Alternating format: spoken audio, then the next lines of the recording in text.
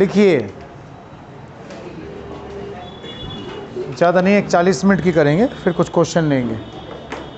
लिखो बच्चों, bouncing of a ball. ठीक है सर, आप आइए घूम के आराम से, मिलते हैं 12:30 बजे। Bouncing of a ball, when a ball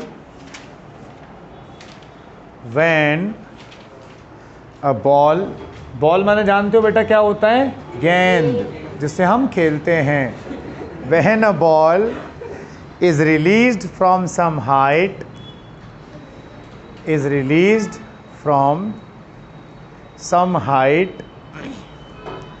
then it will hit the ground,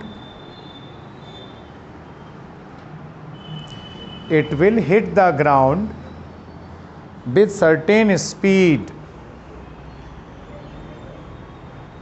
It will hit the ground with certain speed, and it will be rebounded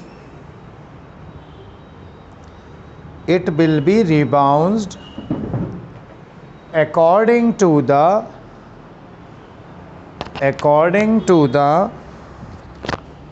nature of surface.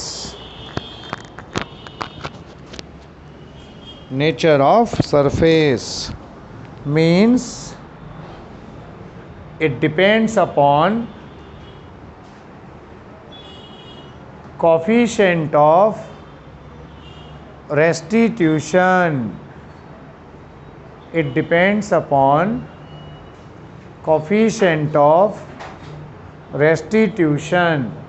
देखो बेटा, बड़ा क्लियर है। अगर आप एक बॉल को मिट्टी में छोड़ेंगे तो वो उछलेगी क्या? वहाँ से नहीं उछलेगी। अगर आप उसको फर्श पे मारेंगे, कंक्रीट फर्श पे, तो वो क्या करेगी? रिबाउंस करेगी। So body is going to bounce और not, it depends upon the nature of surface, right, जिसको हम क्या बोलते हैं? Coefficient of restitution. हर कोलिजन में दो सरफेस का अपना बिहेवियर होता है, जिससे क्या होती है? उनकी फाइनल वेलोसिटीज डिसाइड होती हैं। मान लीजिए हमारे पास एक बॉल है, यहाँ पर ये ग्राउंड है, यहाँ पे ज़मीन, हमने इसको यहाँ से रिलीज़ किया। रिलीज़ करने का मतलब क्या है? Initial velocity is 0। ये हाइट जो थी मान लीजिए h है। जब ये हिट करेगी तो इसकी हिटिंग स्पीड क्या होगी? √2gh1। क्यों होगी? आपको पता है principle of conservation of energy says that यहाँ की पोटेंशियल एनर्जी क्या है? mgh, हम इसको h कह रहे हैं तो वही रहने दीजिए, mgh। और जब ये ज़मीन से टकराई तो किस में बदल गई? ये 12 mv²। तो हिटिंग स्पीड क्या हो गई इसकी? √2gh। Any problem in this? जब ये कोलाइड करेगी इस सरफेस से तो वापस क्या होगी? रिबाउंस किसी स्पीड v से। मान लीजिए ये अभी यहाँ उठकर h' हाइट तक जाती है, तो अभी इस लोकेशन पर बाउंसिंग प्रोसेस में if we use the PCOE again, then what does it mean? The body was rebounced with a kinetic energy of 12 mv², and it is going to a height of h', so the whole energy will convert into the potential wherever it is going, right? So m is cancelled from here. What is the v value? √2gh'. So as per the definition of coefficient of restitution, now suppose ball is treated as the first object and the ground is the second object, right? So when the collision occurring, earth was at rest, means u2 was 0 and v2 is also 0, whereas ball की speed क्या थी? जब ball टकराई, नीचे वाली direction को minus मान लो, ऊपर वाली को प्लस। जब बॉल नीचे टकराई तो उसकी स्पीड क्या थी? √2gh negative. समझे? जब ऊपर उठ के गई तो उसकी स्पीड क्या है? जिसको हम v1 कह रहे हैं, फर्स्ट ऑब्जेक्ट की स्पीड ऊपर जा रही है तो पॉजिटिव। अब हम क्या करेंगे? By the definition of E, ये जो इक्वेशन है हमारे पास, हम लिखेंगे E = v2, अर्थ की velocity after the collision 0, minus v1 velocity of ball after the collision, that is √2gh' over u1 velocity of the ball before the collision, down side negative, minus u2 earth की velocity before the collision 0। क्या मिला?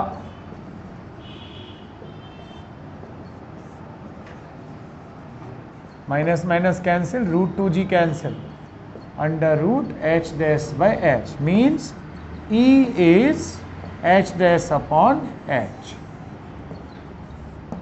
So in short we are defining what is the coefficient of restitution. अगर हम एक ball को छोड़ते हैं किसी हाइट h1 से और बॉल टकराती है u स्पीड से, बाउंस होती है v स्पीड से और पहुंच जाती है h2 हाइट तक, then the ultimate formula for the E is what? E is b upon u, like this, b upon u, that is equal to what? Under root of h2 upon h1. ये आपको ध्यान रखना है। आई बात समझ में? Coefficient of restitution मैं आपको पहले ही समझा चुका हूँ, कितना होता है v2 minus b1 upon u1 minus u2। ऐसा पूछा जाता है अक्सर कि एक बॉल को हमने छोड़ा और वो u स्पीड से टकराती है और v से उछलती है, तो उसका कोफिशिएंट ऑफ रेस्टिट्यूशन क्या होगा? v upon u। Okay, copy करिए पहले आप यहाँ तक पूरा डिस्कशन, पहले ये कॉपी करिए, लास्ट में this is the summary. Okay, ultimate result is this. ये आया कैसे वो मैंने आपको समझाया। इसकी स्पीड निकाली हमने, h हाइट से गिरा, इसकी स्पीड h डैश तक उठा, फिर e का एक्सप्रेशन लगा दिया, पहला ऑब्जेक्ट बॉल को माना, दूसरा ऑब्जेक्ट फ्लोर को माना। Okay, so this way you can work out it.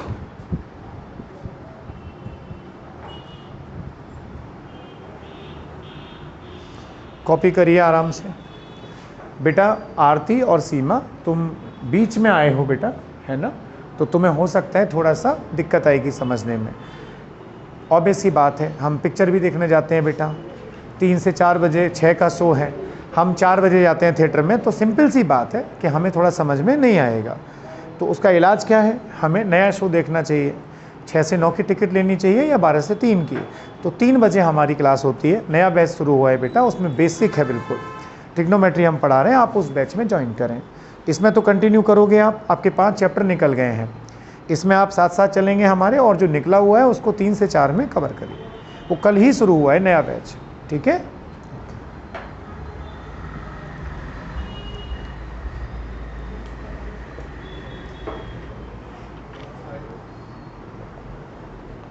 Side दो, ले लो साइड, इसमें क्या है।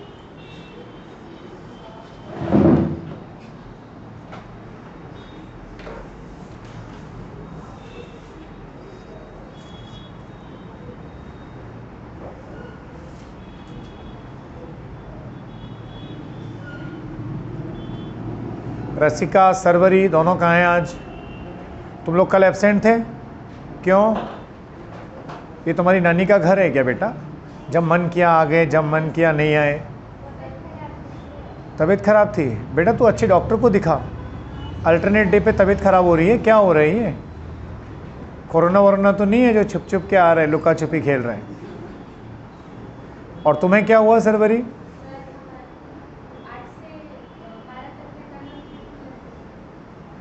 भूख लगाती है, टिफिन रख के लाया कर बेटा।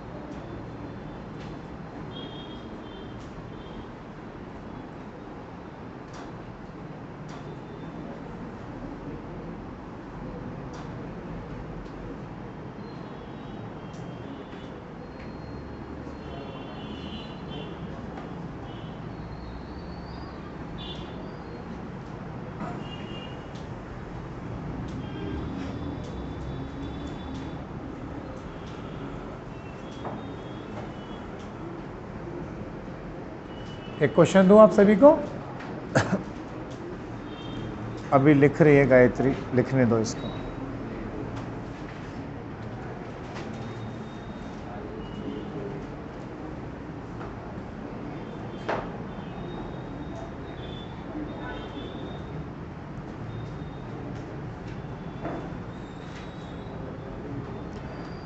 If a ball is released, example करके लिखना। If a ball is released from a height of 20 meters, if a ball is released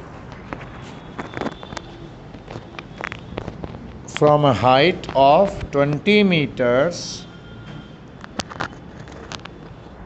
and it rebounces मतलब ये उछलती है up to a height of 5 meter, then up to a height of 5 meters, 5 meter, then find the coefficient of restitution.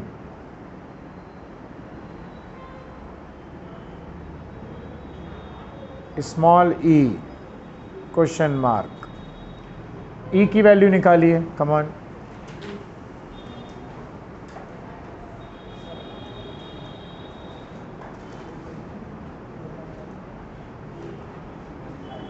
ई की value 2 हो ही नहीं सकती, तो उसकी क्या बात करते हो यार? कितना? 1/2 1/2 0.5।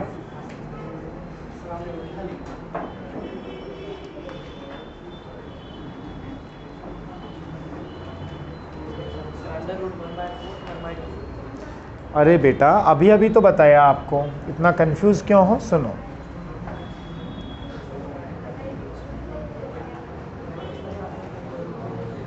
ये देखो बच्चों,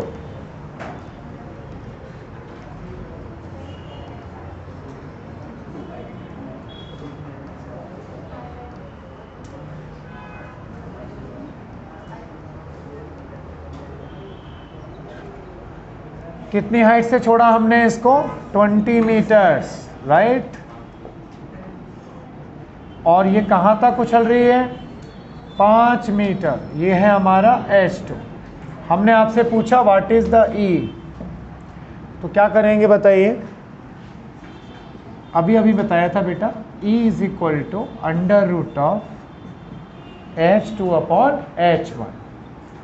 H2 कितना है? 5। H1 कितना? 20 √of 1/4 यानी 0.5। That is the answer. Copy करिए।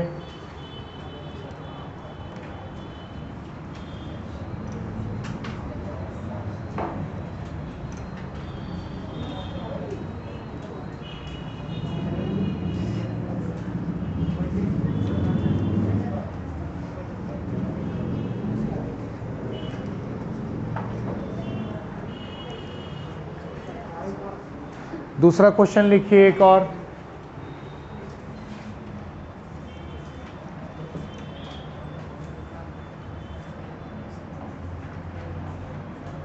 एक बॉल है, ये मान लिए हिट करती है 5 मीटर पर सेकेंड से और कोफिशिएंट ऑफ रेस्टिट्यूशन है 0.5, तो इसकी रिबाउंसिंग स्पीड क्या होगी ये निकालना है।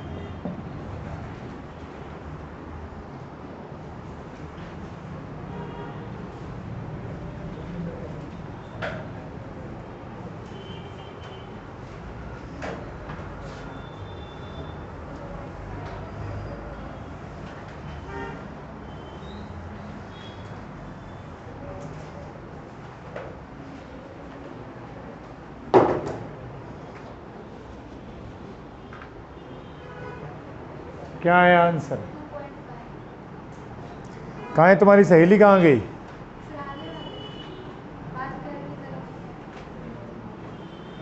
देखो बेटा, I have a simple message for you. क्या होता है, ऐसा कहते हैं, हमारे शास्त्रों में लिखा है, घर में गणेश एक होना चाहिए। आप जिस गणेश की पूजा करते हैं, घर में 4 गणेश की मूर्तियां बेवकूफ़ लोग रखते हैं। घर का गणेश एक होता है, जिसकी आप साल भर पूजा करें, दिवाली पे उनको फिर नदी में प्रवाहित करें, अगला गणेश रखें। आप यहाँ भी थोड़ा, वहाँ भी थोड़ा, यहाँ भी, ऐसे लोग क्या कंफ्यूज रहते हैं। और एक बहुत बड़ी बॉन्डिंग होती है टीचर और स्टूडेंट के बीच में, वो होता है ट्रस्ट।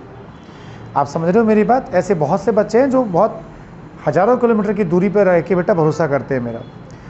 तो मेन चीज़ वो है, उस बच्ची को आप बोलो कि अगर उसे कोई दिक्कत है तो ठीक है, आके मिल के जाए, मुझे कोई तकलीफ़ नहीं है। पर जो उसने किया वो मेरी नज़रों में ठीक नहीं है, क्योंकि आज तक मेरे साथ ऐसा नहीं हुआ।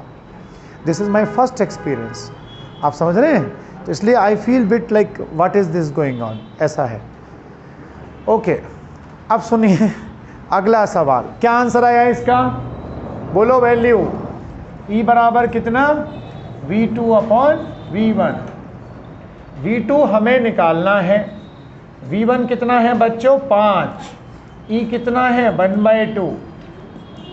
तो V2 कितना आएगा? 5/2।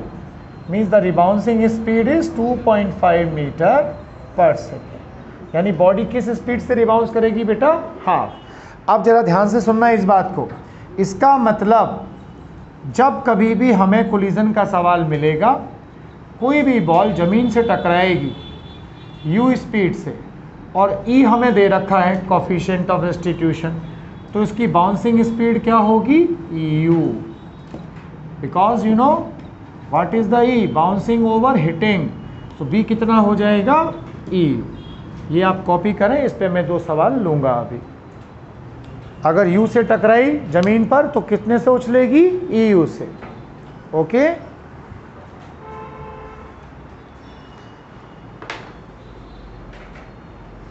Okay Siddharth muddy. सार्थक सार्थक हमसे कब से जुड़ा हुआ है? जून से, शायद जून जुलाई से। हाँ, 1-2 बार वीडियो में देखा था इसको, उस समय कोरोना पीक पे था। मीटिंग्स लेते थे हम उस समय गूगल मीट पे, एक आध बच्चों से हेलो हाय करते थे कि गायत्री कितनी परेशान रही है बच्ची भी बेचारी। ये जो बोलती थी मुझे समझ में नहीं आता था, मैं जो बोलता हूँ इसको समझ में नहीं आता था। ये क्या बहुत टिपिकल मराठी बोलती है। एक्चुअली मराठी भी 2 तरह की होती है, एक तो रूटीन होती है, एक टिपिकल होती है। तो वो खेड़े वाली मराठी बोलती थी, मुझे कुछ समझ में नहीं आता था।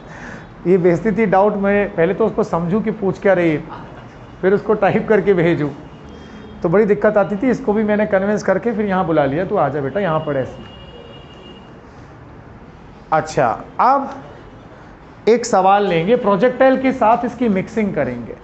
आपने प्रोजेक्टाइल पढ़ी हुई है बच्चों? अरे झूठ क्यों बोल रहे हो भाई? प्रोजेक्टाइल मैंने पढ़ाई है तुम लोगों को। कितने बच्चों ने पढ़ी है प्रोजेक्टाइल मोशन? ओके, ठीक है, गुड। तो बाकी बच्चे केवल समझें, अभी इसको कॉपी करें। प्रोजेक्टाइल आपके टाइम पे जब आएगा तब आप समझ पाएंगे, पर यहाँ पढ़ाना जरूरी है क्योंकि ये रेगुलर बैच में चल रहा है। मान लीजिए हमने एक पार्टिकल को u स्पीड से फेंका थीटा एंगल पर, ये रेंज r हो गई, ये यहाँ पे टकराया, फिर से गया, ये रेंज मान लीजिए r2 है या r डैश है।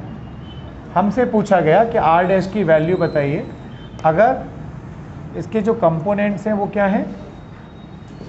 ux और uy। कॉपी करो इसको पहले। x कंपोनेंट को कहते हैं बेटा ux और y को कहते हैं uy।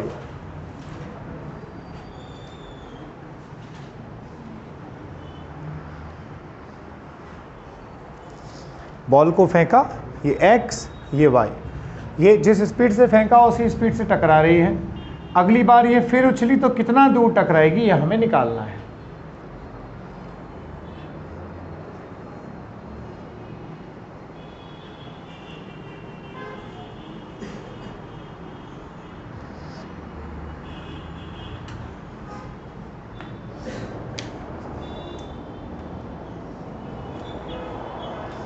ओके,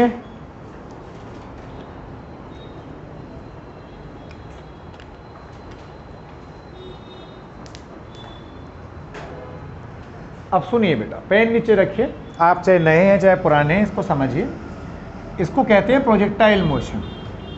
जब हम किसी बॉडी को थीटा एंगल पे फेंकते हैं तो एक पैराबोलिक पाथ पे जाके वो हिट करती है बच्चों, दैट इज कॉल्ड प्रोजेक्टाइल। इसकी जो रेंज होती है वो क्या होती है, 2ux uy अपॉन जी, या u square sine 2 theta upon G. ये मैं आपको पहले पढ़ा चुका हूँ। बात हम कर रहे हैं दूसरी कोलिजन की। जब यहाँ पे बॉडी टकराएगी, इसके दो कंपोनेंट होंगे, ux तो क्या रहता है कांस्टेंट, और यहाँ किससे हिट करेगी ये, uy से।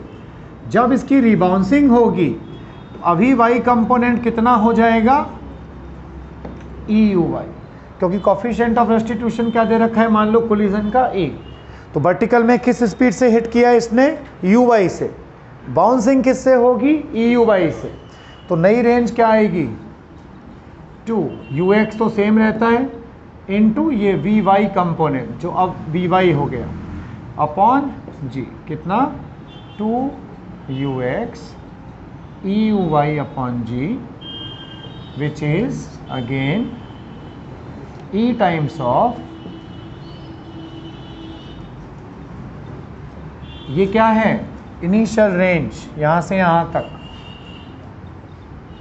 ER मीन्स आंसर क्या हुआ हमारा, R dash is E times of R।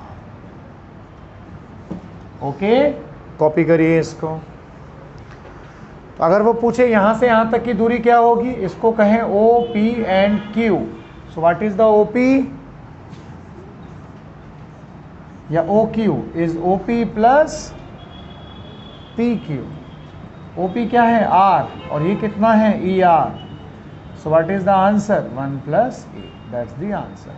अगर आप रेंज का फॉर्मूला लगाना चाहें, थोड़ा कठिन बन जाता है ये या दिखता है, तो आप ऐसा भी लिख सकते हैं, टोटल रेंज, कि भाई सेकेंड फर्स्ट कोलिजन के बाद बॉडी कितना दूर जाकर टकराएगी। ओके, जिन बच्चों ने प्रोजेक्टाइल नहीं पढ़ा है वो ऐसा समझे मैंने कुछ पढ़ाया ही नहीं, कॉपी कर लें बस। पर आप एक रेगुलर बैच में बैठे हुए हैं तो बेटा इन चीज़ों को मैं स्किप नहीं कर सकता। आप बीइंग अ टीचर मेरी मजबूरी समझें, जो बच्चे पढ़ रहे हैं शुरू से उनके लिए ज़रूरी है। आप आज नए बैच में आओ बेटा। इस बैच में टाइमिंग किसने दी आपको, सीमा? आपको टाइमिंग 11:30 का ऑफिस से मिला था क्या? अच्छा, 3 से 4 का नहीं बताया, कोई बात नहीं। आप 3 से 4 में रेगुलर आइए, इसमें भी अटेंड करिए। इसमें जब नई यूनिट शुरू होगी ना तब आपको शुरू से समझेगा। ओम कहाँ गया आज? ये चैप्टर कौन सी दूसरी बार पढ़ रहे हो आप कि तीसरी बार? पहली बार। वर्क पावर एनर्जी कितनी बार हो गया? 3 बार। याद हो गया होगा बेटा अब तो चैप्टर पूरी तरह से, अच्छी बात।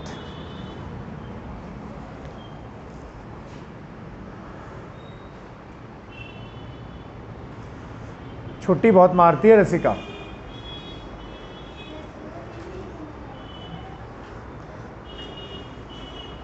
तेरी बुआ जी को बुला के लाना, एक बार उनसे बात करेंगे, तो पढ़ती नहीं है आजकल।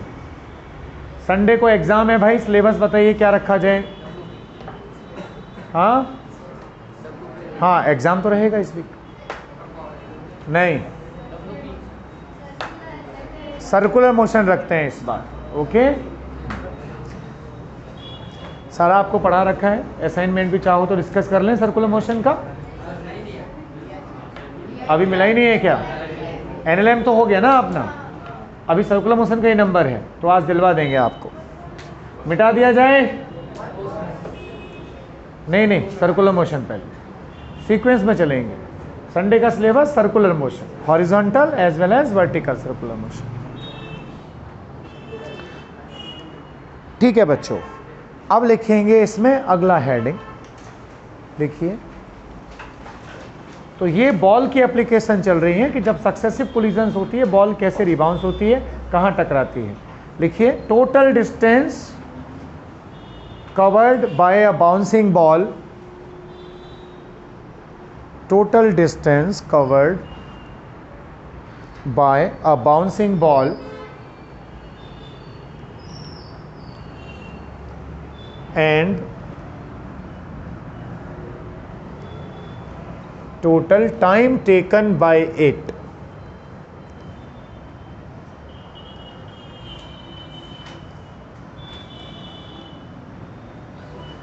आप लोग पेन नीचे रख दीजिए एकदम, और मेरी बात थोड़ा ध्यान से सुनिएगा।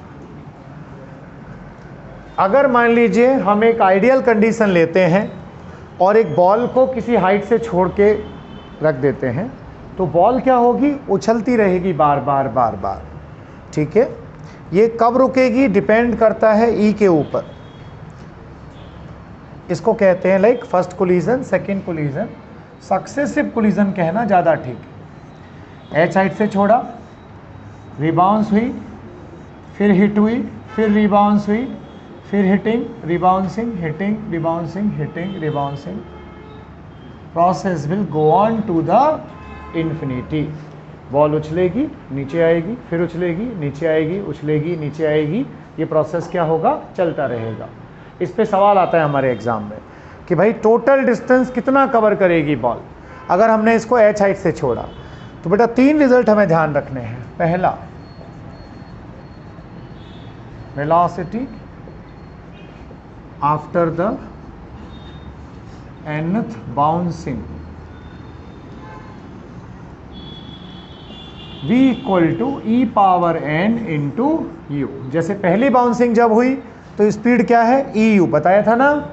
ई यू से गई, ई यू से टकराई, तो अगली बाउंसिंग फिर से E times E power two you.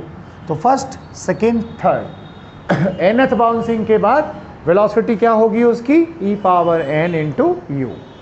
दूसरी चीज़ आप समझिए, बहुत कॉमन सी बात है भाई, ये यू से टकराई तो यहाँ ई यू से उछली, ठीक है, ई यू से गई, ई से टकराई, तो अब फिर क्या, E into E times of you, second bouncing E square you, फिर यहाँ किससे, E into E square you से। ऐसे बॉल क्या होगी, हर बार ई टाइम ई का उसमें क्या होता जाएगा, मल्टीप्लाई। तो वेलोसिटी क्या होगी nth बाउंसिंग में, ई पावर एन यू। ठीक है। दूसरा, हाइट कवर्ड,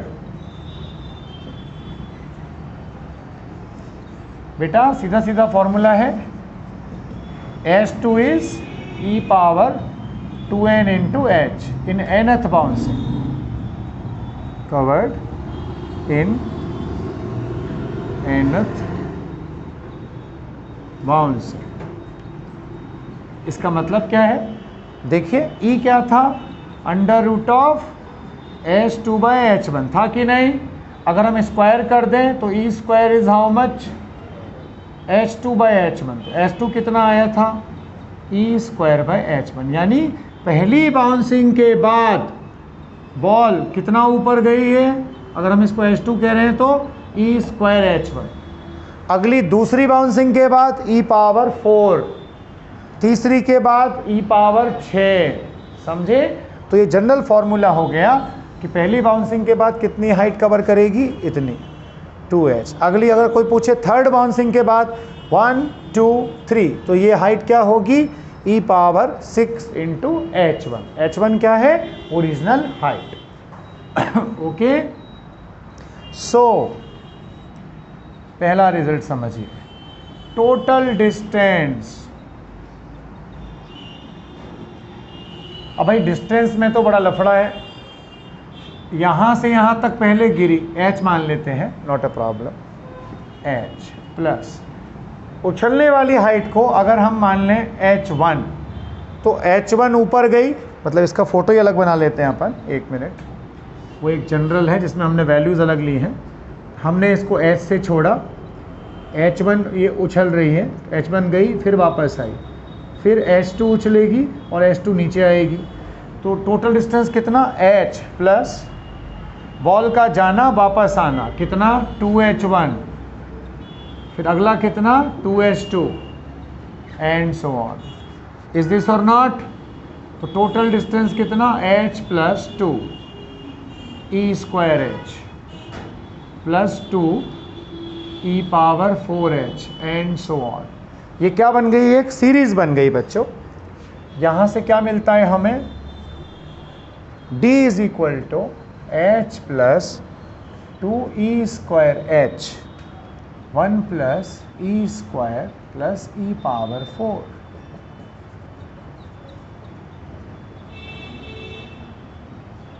इसका समेसन ये होता है। तो जब हम इसको सॉल्व करेंगे क्या मिलेगा हमें,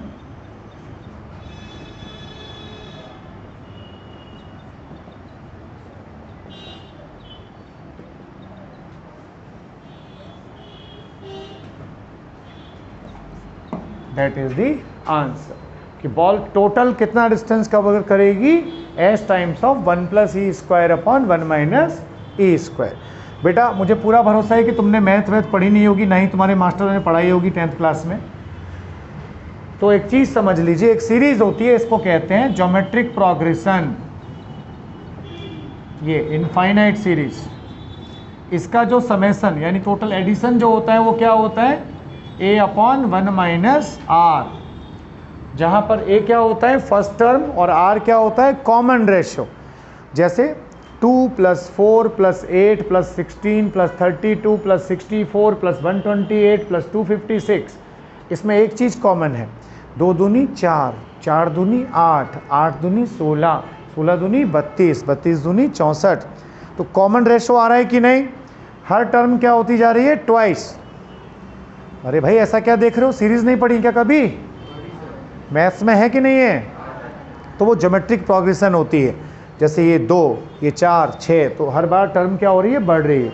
इसका एडिशन क्या होता है, ए को कहते हैं फर्स्ट टर्म अपॉन 1 - r। वही मैंने यहाँ पे किया, ये हर टर्म देखो e² का मल्टीप्लाई होता जा रहा है।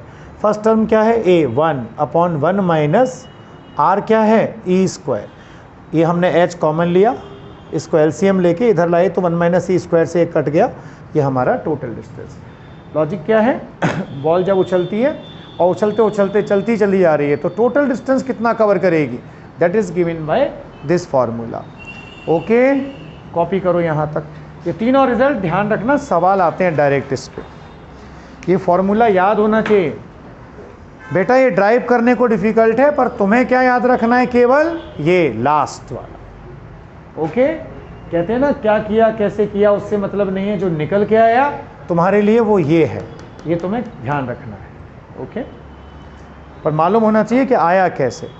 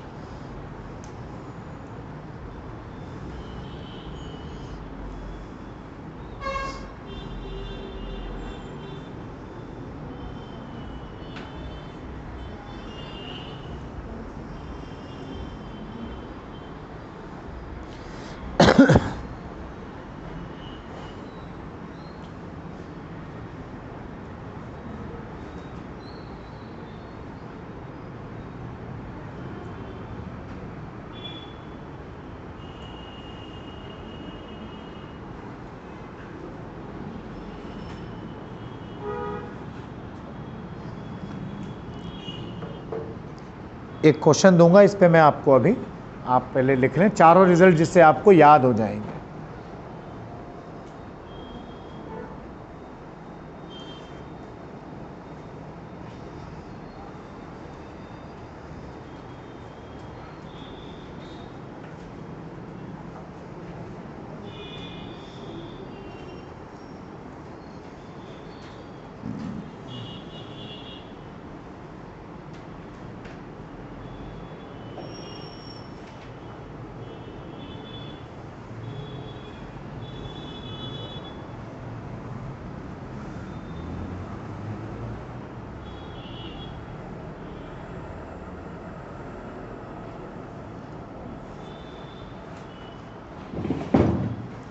ये ले बेटी, देखो आराम से।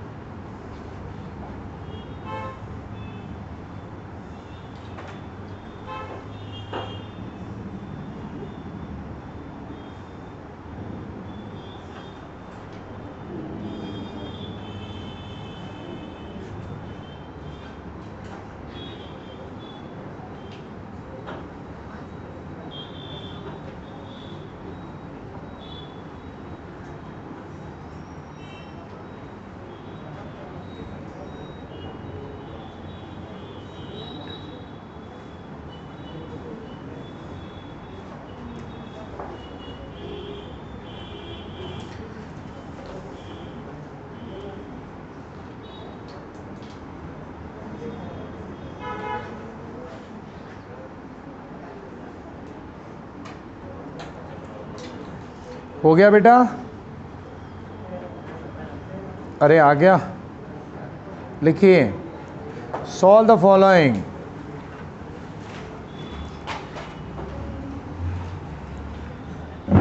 अब आप सोच रहे होंगे सर इस पे सवाल कैसे आएगा, तो देखो, मान लीजिए वो आपसे कहता है कि भाई एक बॉल है, लिखो a ball is release from the position A, a ball is release from the position A, then find its velocity after second bouncing.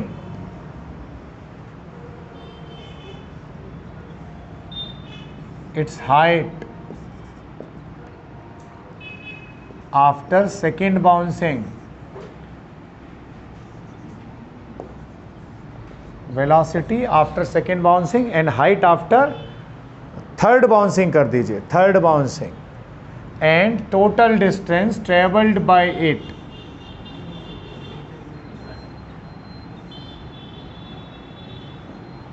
Total distance traveled by it.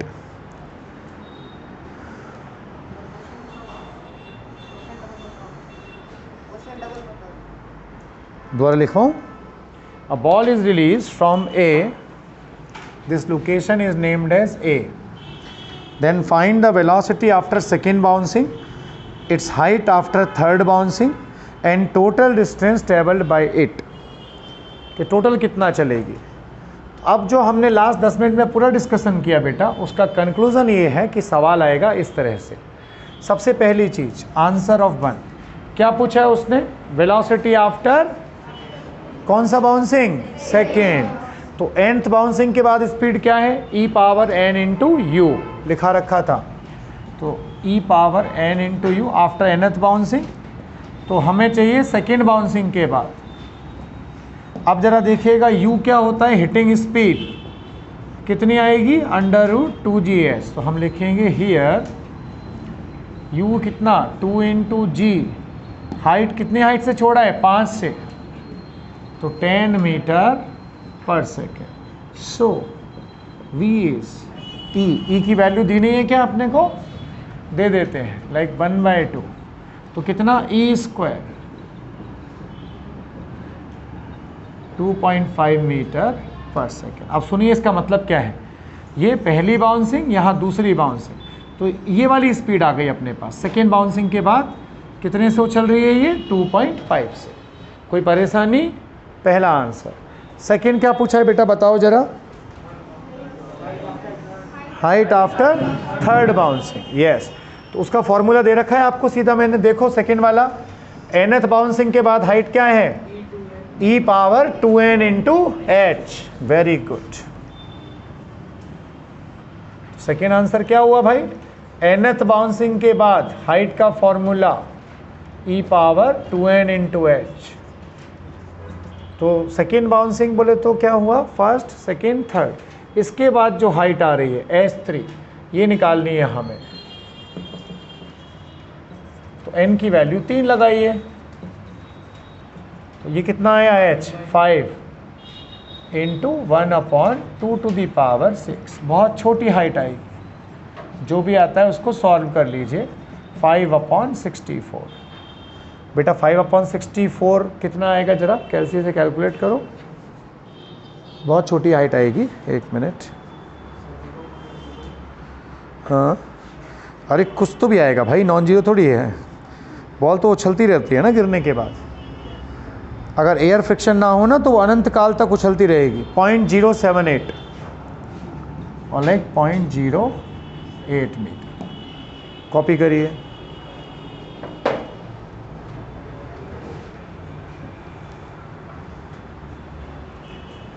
ठीक है, कोलिजन में इसको कठिन गिना जाता है, इस पे सवाल आता है बेटा, है ना। AIPMT और नीट में सवाल आ चुका है इस कॉन्सेप्ट पे, तो आपको ये सीधा ध्यान होना चाहिए। तीनों फॉर्मूले, E इज़ B/U या E इज़ √S2/H1, और nth बाउंसिंग के बाद स्पीड क्या होगी और nth बाउंसिंग के बाद किस हाइट तक जाएगी। अब एक और पूछा है हमने आपसे कि बॉडी टोटल कितना डिस्टेंस चलेगी? थर्ड आंसर क्या है बेटा? ऊपर प्लस है ना, 1 plus e square upon 1 minus E square, ये हमने अभी ड्राइव किया है एक्सप्रेशन। एच कितना आएगा? एक सेकेंड यार, उल्टा लिख दिया मैंने, D इक्वल टू एच है यहाँ पर, है ना। एच कितना है? 5, 1 प्लस ई की वैल्यू 0.5, सो 0.25 अपॉन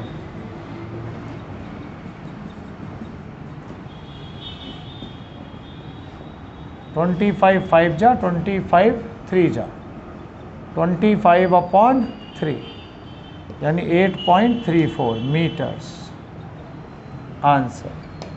तो बॉल गिरते गिरते गिरते गिरते कितना चलेगी टोटल? 8.34 मीटर। कोई परेशानी इसमें? Very good.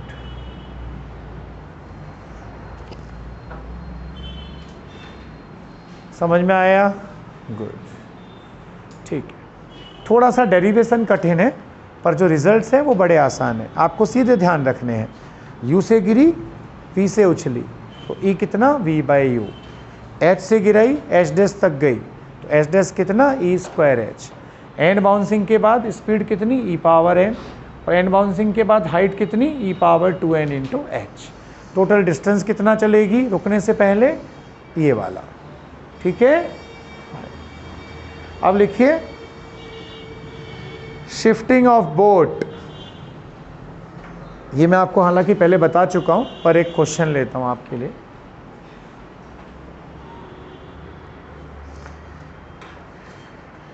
Shifting of boat and ballistic pendulum.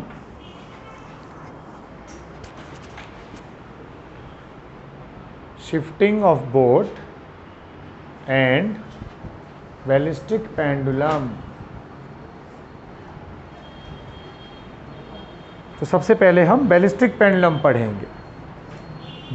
BALLISTIC, ballistic pendulum. बच्चों, बैलिस्टिक पेंडुलम क्या होता है आप जानते हैं क्या? मैं बताता हूं आपको। जब हम किसी वुडन ब्लॉक को एक धागे से हैंग करते हैं,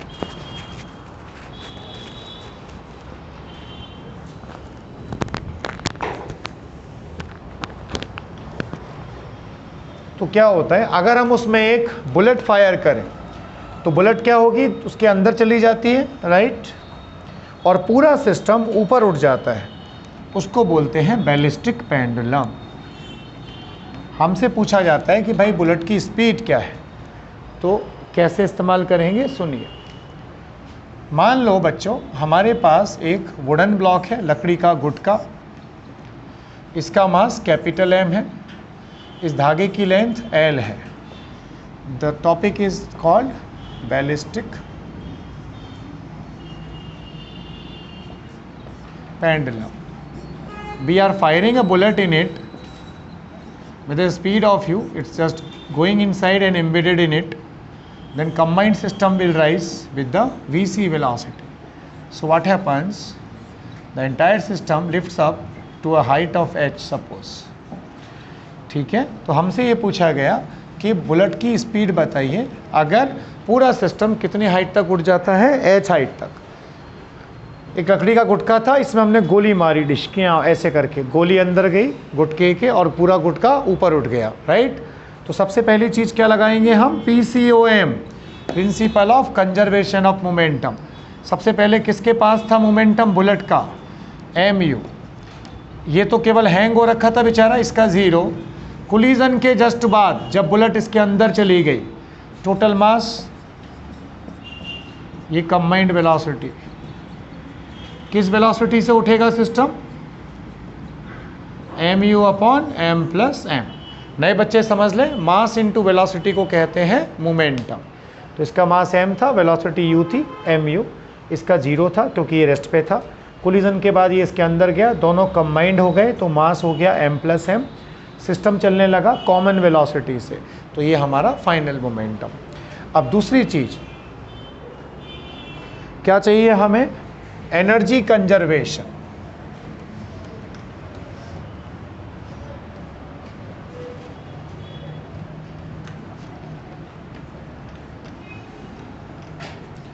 भाई कोलिजन के बाद जब ये सिस्टम चलने लगा तो इसकी शुरुआत में कौन सी फॉर्म में थी एनर्जी? काइनेटिक फॉर्म में, राइट। और यहाँ से यहाँ तक किस में बदल गई ये? पोटेंशियल में, क्योंकि हाइट पर आ गया। So we are using now PCOE। Just after the collision half is going to convert in this.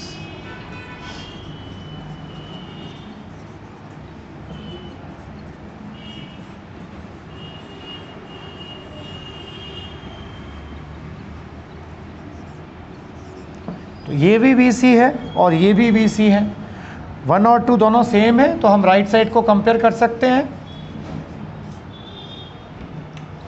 ये VC की right side mu upon m plus m, on this VC is √2gh। यहाँ से velocity of bullet चाहिए होती है हमें, अक्सर वही पूछा जाता है।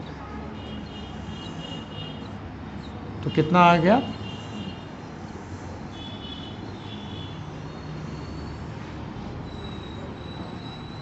That's the answer. ये इंपॉर्टेंट है, इसको आप ध्यान रखिएगा। ओके बच्चों, कॉपी करिए। This is called ballistic pendulum.